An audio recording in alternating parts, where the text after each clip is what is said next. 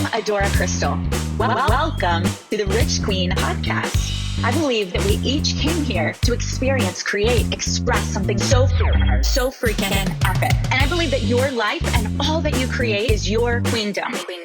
Your journey to rich living. Whatever that is for you starts now. If you can't find people right in your life, the library is full of them. And now social media, we have the opportunity, I get the opportunity to bring you some of my very favorite people. I cannot wait for you to hear Ruben's story. Ruben, I can't wait to dive in with you. Ruben is a four-time Olympic gold medalist. You will be so inspired by his story. He was not a child athlete. He didn't decide to become an Olympic champion until he was an adult. And he's an author, speaker, business trainer, but you definitely want to tune into this. So Ruben, thank you so much for being here with me and dealing with all the techie stuff today. Thanks, Adora. It's been a long time. I think it's probably been close. It's definitely been over 10 years, maybe closer to 15 years since we saw each other. So yeah, let's talk about that. You're doing something right. You look exactly the same, except your hairdo's different. Woo! Thank you. Thank you. So Ruben, we were laughing a little bit as we were trying to figure out this tech stuff. So the last time I think we saw each other, you spoke at an event that I was putting on. Dennis Waitley was one of the speakers. Tim Brown was the Oakland Raider was one of the speakers. And you were telling a story. What happened? This is funny. I think they'll like it. It was a small event, and it was kind of like for your inner circle, I guess. And Dennis Waitley, in case you guys don't know, he's an icon, okay? But he's old school. I'm 56, and I used to read his books when I was in high school. And so... And I was a big fan because he had been, he was a fighter pilot, then he became a psychiatrist, and he actually worked with the U.S. Olympic Training Center helping athletes, and he actually helped astronauts at NASA. And so he, very high credentials, and I liked his stuff. And so here, I'd never met him, and I'm speaking, right? So I'm doing my thing up there on, telling my story and doing my presentation, which is, anywhere from 30 minutes to an hour. And just as I walked up to the stage, my shoe got caught in something, and the bottom of the shoe just ripped wide open. I mean, it wasn't little. It looked like Pac-Man, right? And so I tried doing part of the talk like that. And finally I told the guys, hey, let's just forget the shoes, right? So I took them off, and I was dealing with my socks. Now the entrance to this room was behind me. Okay. So I'm getting into it, probably 20 minutes into my talk, and everybody starts cheering, right? And clapping. And I thought, that's weird. They never clap at this line. This isn't even a good line, right? And then I realized it was Dennis Waitley. He'd walked in. So I turned around, and there he is, right? And the guy's dressed to the hilt. I mean, he's always very proper, and the tie and everything. And here I am in socks. He must have thought, oh my gosh, this guy's kind of a weirdo to have speaking up there, right? He's right in the front, and he's very, very proper. I still remember he's got his hands down on his lap and his fingers intercrossed and his back ramrod straight. I mean, this guy, and he's just paying 100% attention. And now I am so self-conscious because so yeah, but it was a lot of fun. And then afterwards, we got to meet. He's a really cool guy, and it's like I tell everybody, no matter what people are people.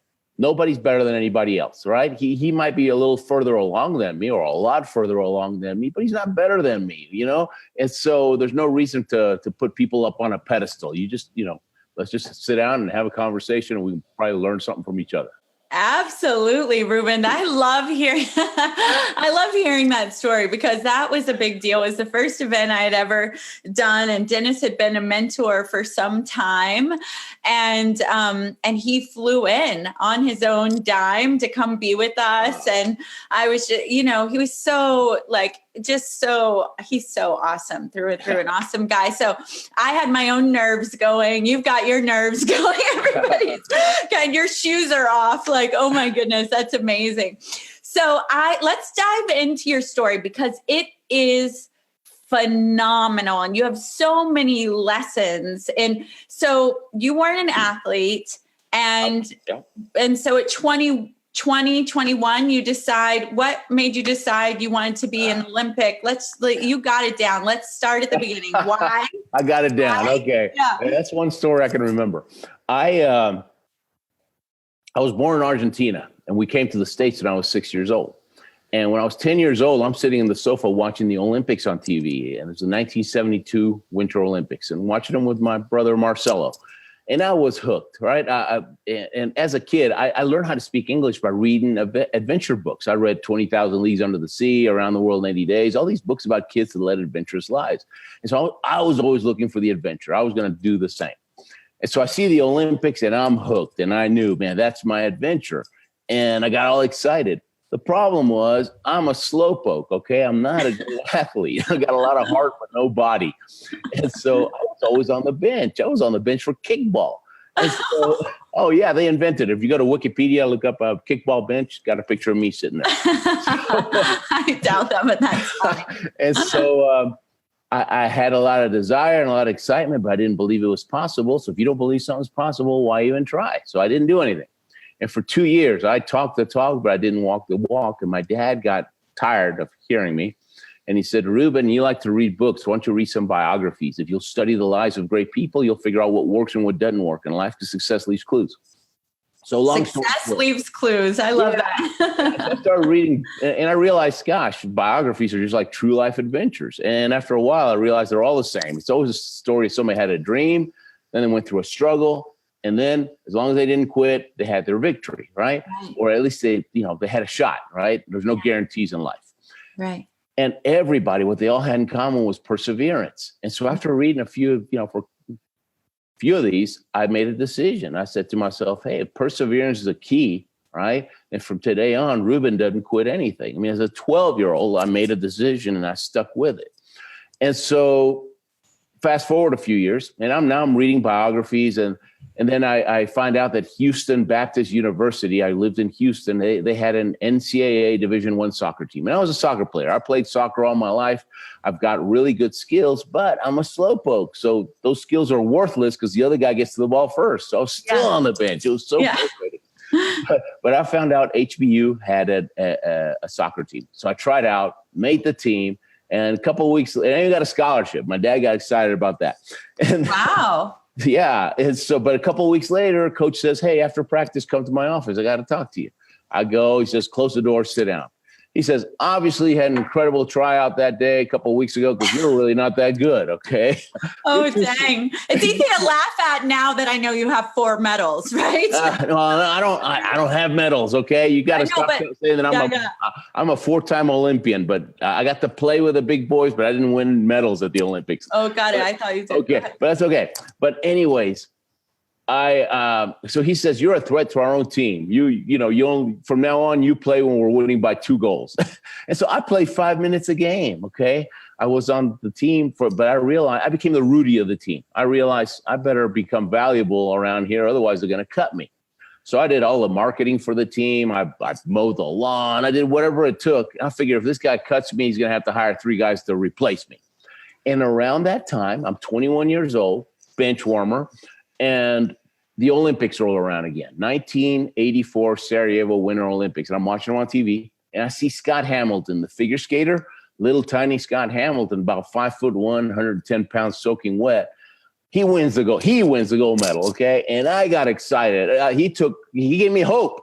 I said to myself, man, if that little guy can win, I can at least play. Yeah. I'm going to be in the next Olympics. No matter what, it's a done deal. I just got to find a sport. Oh my gosh. Now, if you think about it, it's crazy, right? I mean, I've been playing soccer all my life. I'm only good enough to be a bench warmer, but I'm going to be in the Olympics in 4 years. But I believed. See, before, I wrote a book called The Courage to Succeed. And the reason I called it that is because I believe you got to have 2 types of courage to reach any goal. You got to have the courage to get started. And that comes from believing it's possible, right? If you believe something's possible, hey, I'll give it a shot. But everything's tough at the beginning because you don't have any skills. And so you have to have the courage to endure. You have to stick around long enough to learn those skills. And then you use the skills to reach your goals and dreams. But you have to learn them first. And that's the tough part. That's the struggle part. And so the courage to not quit, that comes from your desire. If you want something badly enough, nothing will make you quit. So when I was 10 years old, I had a lot of desire, but no belief. But when I saw Scott Hamilton, now I got the belief. I'm ready to take action. Yeah. Went to the library. I got a big book about the Olympics, and I'm looking for sports, right? I got 4 years. Oh my gosh. I got a goal with a deadline. Oh my gosh. I looked at all the summer sports. Took me 5 minutes to realize you got to be a super athlete. Forget this. And I started getting down. And then I started looking at the winter sports, and I thought, I'm about to put together a plan for the next 4 years. It probably would make sense to base the plan on my strengths. My strength's not athleticism. My strength's perseverance. In fact, my nickname in high school was Bulldog because people started noticing that I was very perseverant. Yes. I thought, I need to find a sport. Now, listen to this, guys, okay? I'm telling you, you got to get analytical. You have to figure out what are you good at, what you're talented at, and figure out how can you make that mesh, right? Work with, how can you make it work for you, right? So this is not a fairy tale. This is cold, hard facts. This is how I did it. But listen, just listen. All right.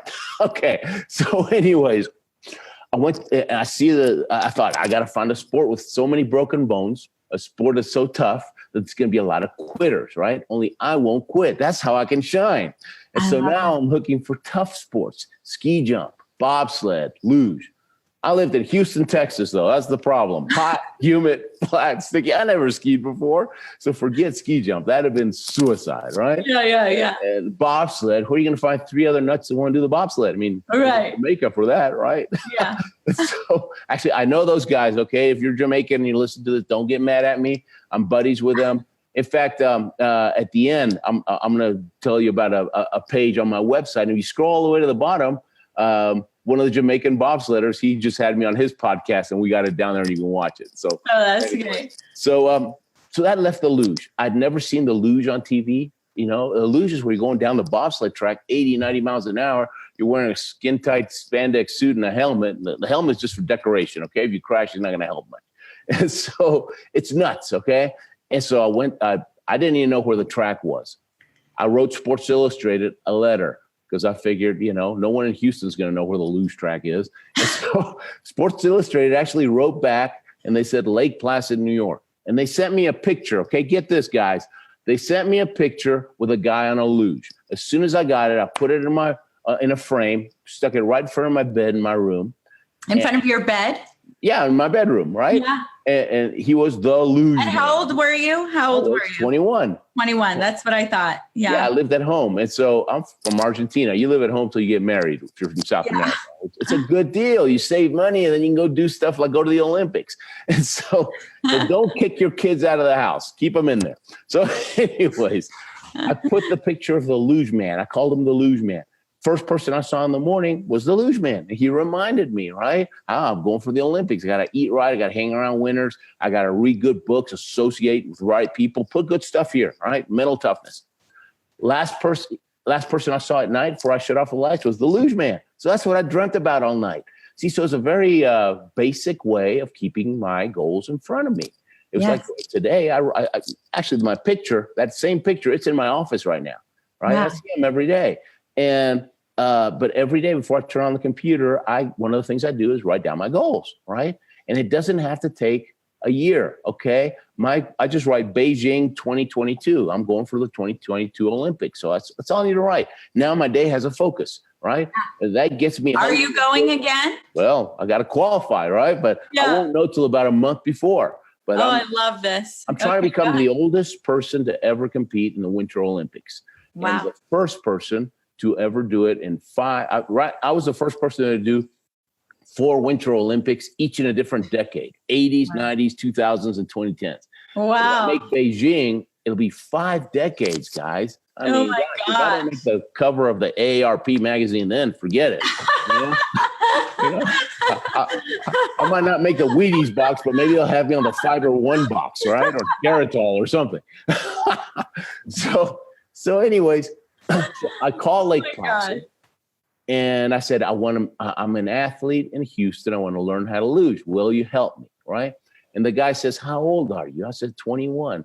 And he started laughing. He says, forget it, man. You're too old. We start them off when they're 8 or 9 or 10 years old. By now you should have 10 years experience. There's no way. I knew that hanging up, that's not an option. If I hang up, it's all over, right? So I thought, I gotta keep this guy on the phone. I started telling my life story, right? So don't quit. When people laugh at you, look, when somebody laughs at your dream, you know what just happened? You just ran into somebody that doesn't believe as much as you do. They have a belief problem. You don't have a problem, right? So you have to move up. You talk to somebody bigger. Talk to a Dennis Waitley, somebody that's successful. Successful people will always encourage you. But little people with small thinking, they will always laugh at you, right? So you just get away from that guy. But I couldn't get away from this guy because I got to get to somebody through him, right? He's the gatekeeper. I started telling him my life story. I happened to tell him that I was born in Argentina, and he gets excited all of a sudden. He says, "If you'll go for Argentina, we'll help you. We'll even train you. You'll travel with us. We'll lend you a sled and a helmet. Eventually, you got to get your own stuff. We're going to have to cram 10 years into just 2 years of training. Okay, you're going to get hurt a lot, but we need to do that because the last 2 years you need to be competing in the World Cup circuit against the best in the world because you're trying to get these World Cup points. And right at the end, right before the Olympics, they tally up the last 2 years. Back then, it was top 50 get to go, 51 watches on TV. So you go to Argentina." Wow. I asked him, "Man, a minute ago you weren't going to help me at all. I don't get it. What's the deal with Argentina?" And he said, "The luge, the sport of luge, we're this close from getting kicked out of the Olympics because we're not global enough, right? There's all these other sports that are trying to take our place. And we only have a few countries in Europe, the US and Canada. We're not global. So we're recruiting. Heck, if you made it, you'd be a whole new continent. You'd be the first one to South America." I thought, whoa, South America, right? So we'll go for Argentina. And I thought about it for a nanosecond. I said, "Man, I'll go for anybody. I don't care. I'll go for Pakistan. I mean, I don't even care what sport, okay? I just want to be an Olympian. I want to be one of those guys." Because when I was a little kid and I first saw them, believe it or not, Adora, I mean, this is even weird to me. But for me, it was never about the medals. For me, it was when I saw those Olympians as a kid, I thought, wow, this is a group of people that have a dream. They're willing to fight for it and train and train and train for years. No guarantees of success. And then finally, some of them make it. I thought you got to be so strong inside, put yourself through that. And so they became my heroes. And I just want to be one of them. I just want to be one of those guys. And it was all about walking in the opening ceremonies. And so whenever you watch the opening ceremonies, think about this. Do you watch football or basketball or anything? A little. Okay. Me too. Yeah. I don't watch that much either, believe it or not. I'd rather be playing than watching somebody else have fun. Yeah. But think about this. You live in Dallas. Let's say Dallas Cowboys as an example.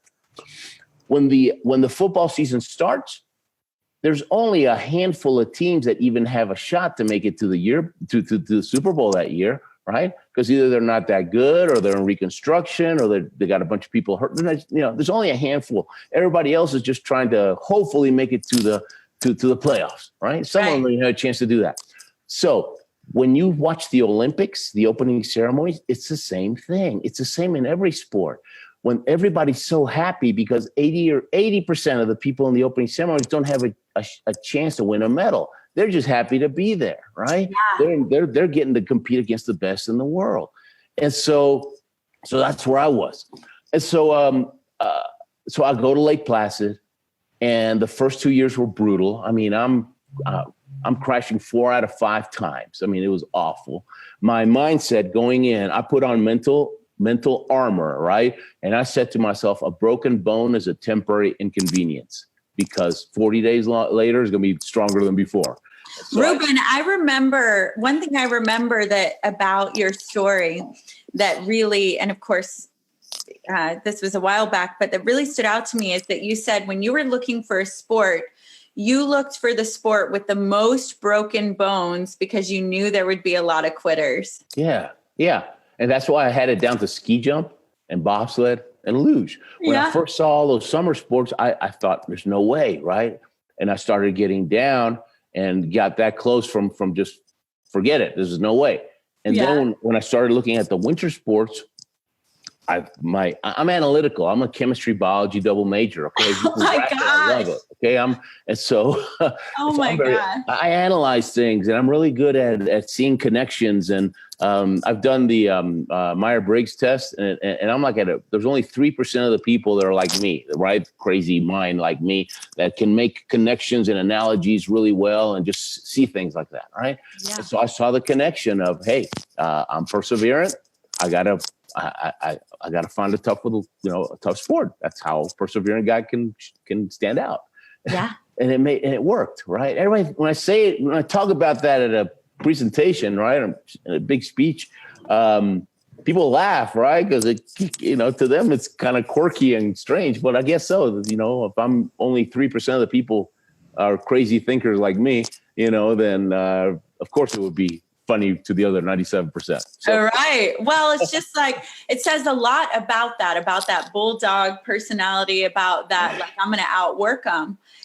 There's a lot of grit and determination and perseverance in that. Like you said, to even from the beginning, and to set this 4-year long audacious goal to go from this hot weather, flat, humid land to now you're going to become this Olympic. You're like, yeah, let's go break some bones. And I didn't even like it. Okay. For the first 25 years, I've been doing it for 33 years now. Okay. On and off. Okay. I've taken a lot of breaks because I'm very ADD. So I get bored and I got to try something different. But when I first went, I hated it. I was scared to death, right? Because they're moving me up so quickly where, if you go in as a little kid, then you have until you're 19 years old to work your way up. Right. And then you have to get the men's start. But the juniors, they race from a lower start. They're only going about 50 miles an hour. But me, they rushed me. So I broke a lot of bones. And the attitude was, I'm coming back. I'm just keep coming back. Right. And then by the end of the second year, I finally figured it out. I'm crashing only about 1 out of 100 times, but that doesn't mean I'm great. Okay. Realistically, I'm about as good as a kid that just got his driver's permit and he's still, hitting the curve half of the time when they make a turn. And now imagine that kid, because that's me, right? Now they put me in a room. Imagine that kid, they put him into Indy 500. And you're going to have to race now against AJ Foyt and Al Unser and all these great people. And now I'm in this room with all these Olympic champions, right? And I'm representing Argentina, and I couldn't even look at them in the eyes because I thought, what the heck? I don't belong here.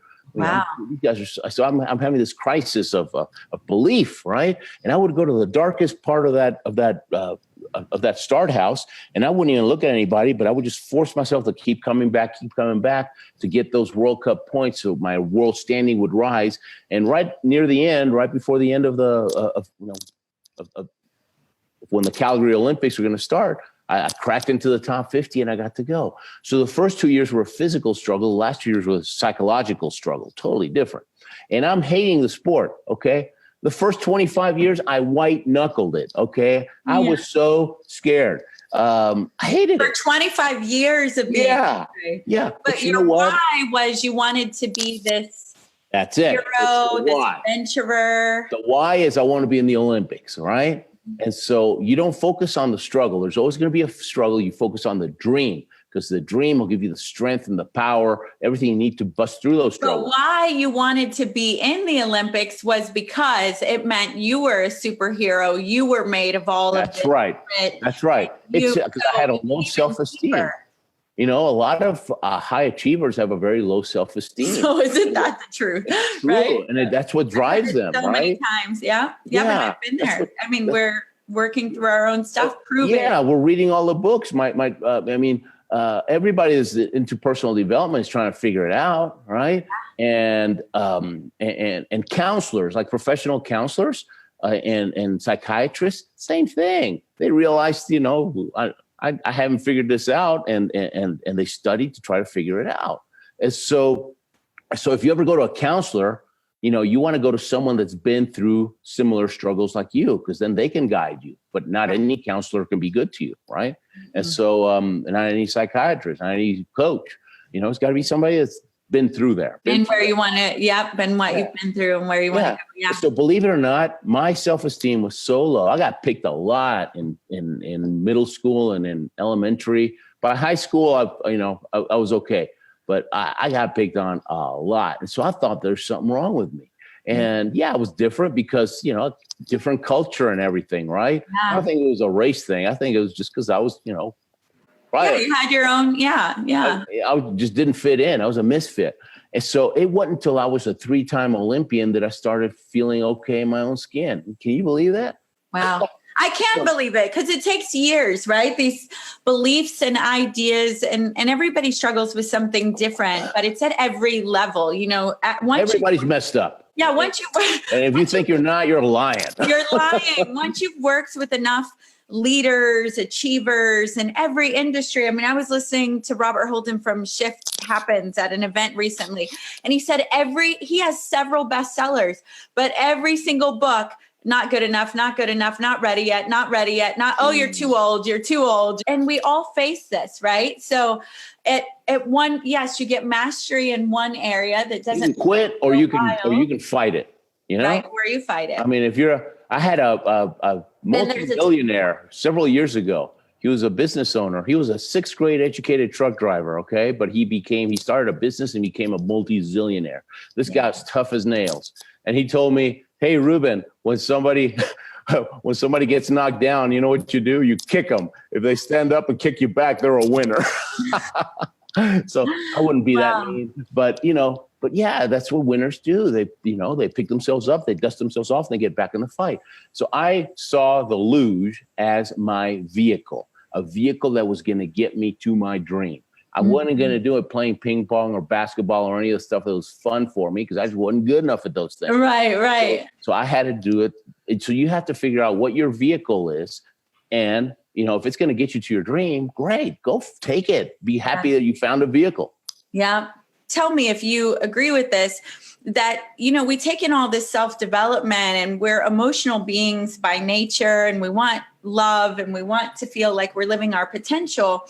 But until you pick something to pour your potential in, like a vehicle, whether it's, I'm going to get in the Olympics, I'm going to write a book, I'm going to have an epic marriage, I'm going to change my body. You have to pick something to pour your capacity into to bring the most out of yourself. Don't you think so? Yeah. And I think, I believe God puts a dream in your heart, right? And everybody's got a different dream. And I think the dream is kind of like a carrot. You know how you always see the carrot in front of the horse and yes. You can lead a horse anywhere as long as you're holding that stick that's the dream, right? And so God does that to force us to do things that we wouldn't have done without the dream. The dream causes you to just, get uncomfortable, right? To get out of that box you're in, to start digging deep inside. And we start digging deep inside in your struggle, you start finding these God-given gifts that you had, but you didn't know you had them, right? But now you're finding them, right? And so it's the struggle gets you to dig deep, and it makes you stronger, right? I had a teacher who used to say, struggles build character. Boy, I hate it when she said that because she had the hardest tests. But she's right, it builds character. And now, whether you make the dream or not, whether I make Beijing or not, and I've felt about this about every single Olympics except the first one. The first one, I'm going to die if I don't make the first one. But after that, it's always been whether I make it or not, because it's not up to me. I can only control what I do. I can control how hard I'm willing to train, but I can't control the competition. So there might be 50 superstars this year, and that bumps me out. I mean, that's just life. And I can't kick myself for that. As long as I was lazy and I didn't do everything I could have done, right? And so it's not about the dream. It's about the person you become in the pursuit of your dream. And so don't ever let anybody, any of these small thinking naysayers, don't ever let any of them tell you that you're being selfish for pursuing your dream. They're being selfish for sitting on their butts watching TV all day. We are doing something to make ourselves better. And the better we are, the more we can give to the world. So, that's right. And we inspire other people. It creates a ripple effect of success, right? I get emails. You would not believe the emails I get from all over the world. not every day, like every other month, I'll get an email that just blows my mind. It's like, oh my gosh, I heard you speak, 2 years ago and I lost 50 pounds, or I stopped smoking, or I paid off my credit cards, or whatever. Right. I think, oh my gosh. Isn't it amazing just going for it, how that creates this ripple effect of people going for their own whatever that it is. Yeah. Yeah. A lot of people, I'm a big believer that you have to find a coach or a mentor. Okay. Find someone that's already done what you want to do. Okay. Don't find a theorist. Okay. Find somebody that's done it. Okay. I don't care if they're a PhD. If they haven't done it, no good. All right. And so find somebody that's already done what you want to do. My dad used to say, Ruben, if you have to cross a minefield, you need to probably make sense to follow somebody that's already crossed it, preferably somebody still walking, right? Yes. I'm a good soldier. I'm just really good at finding those generals, and they tell me where to go, and it works. And so don't ever feel that you're wasting somebody's time. Okay. Whatever your goal is, let's say your goal is to write a book. Well, find somebody that's written it, right? Somebody in your town, right? And take them out for coffee, right? And successful people, they like to talk about success. They get excited about it, right? And so as long as your attitude is, I'm willing to do whatever they say, right? Then you're actually helping them. Because I'm sure you guys always heard, oh yeah, he's successful, but he's empty inside. Oh, she's successful, but look, she's always looking for something else. Well, yeah, you know why? Because success is not the gold medal. Success is the silver medal. Yeah. Significance is the gold medal. That's right. And so when you go out and ask somebody to be your mentor, you're giving them a chance to go from silver to gold, and they're helping you get to silver. See? And so that's how it works. It's a good thing. I agree. And I would add something to that, because sometimes there are mentors that are up there and they get those requests regularly. And so you've got to level up to get a higher level mentor by contributing value to their life in addition, like knowing what do they love and how can I, if they have a favorite charity or they collect giraffes or they're into golfing, sending them tickets or sending them a giraffe, a little giraffe from Africa, or if they're about a certain charity or they're moving a certain book, a brand new book, say, hey, or get them on podcast. Yeah, how can I help you? You're changing my life. What you're teaching me could change my life, if I'm smart enough to apply it, how can I help you? How can I show you my gratitude, right? And yeah, it's important. When I started speaking, I used to sell copiers in Houston. I sold all kinds of stuff. And I'm selling copiers.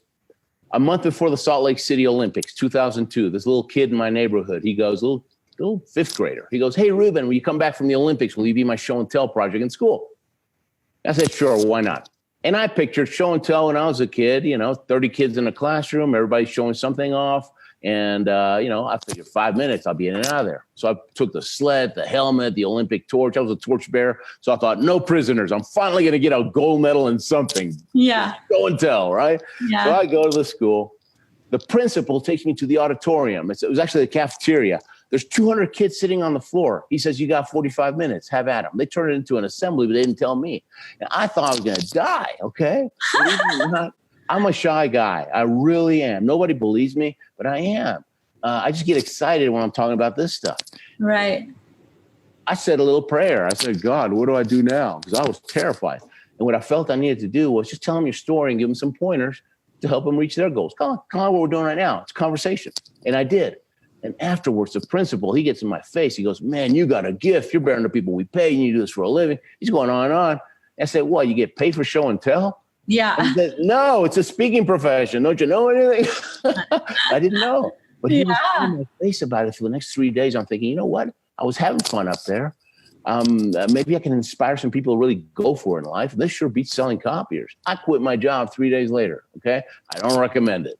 Overnight, got no income and no health insurance. My wife wanted to kill me. I was working the worst luge crash, but I believed I could do it. And I always want to have my own business. And so I figured if I can sell a copier, I can sell a Ruben too. And I just started hitting the phones. A Ruben, I can sell a Ruben. Sell a Ruben, yeah. Awesome. Yeah. And so I started calling all the schools and I was speaking everywhere. But the Olympics were in February. March, April, May, I'm living the dream. I'm speaking in schools all over Houston.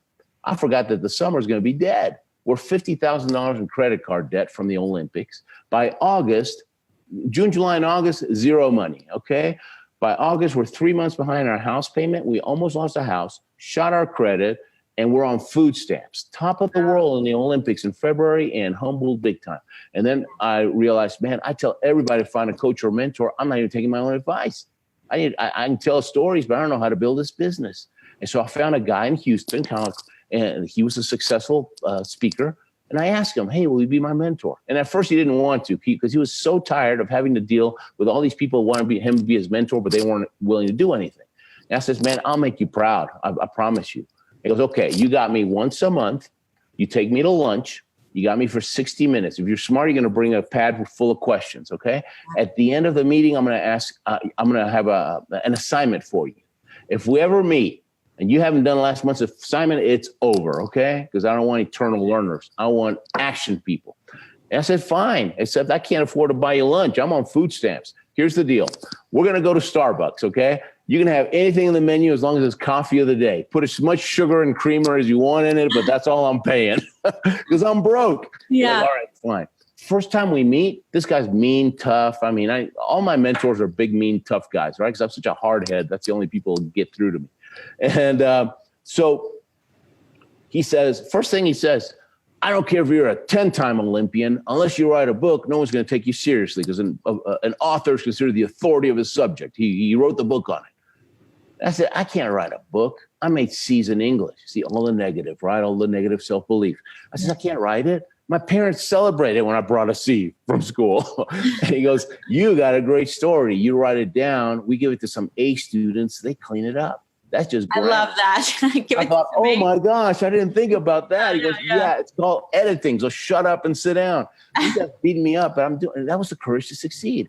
It's been translated to over 10 languages. Okay, it's opened up doors all over the world. Sold hundreds of thousands. I'm not an Amazon bestseller. Those little hokey, I'm gonna be the best in a tiny little thing. But I sold 20 books. No, I sold hundreds of thousands of books. But I wouldn't have sold any if I'd have listened to my self-limiting thoughts, right? And so that's why you need a mentor, because they've been through it. And so something that looks like Mount Everest to you, they've been through it. It's a piece of cake. I say, no, just find some A students. Done. Next. I love it. Yes.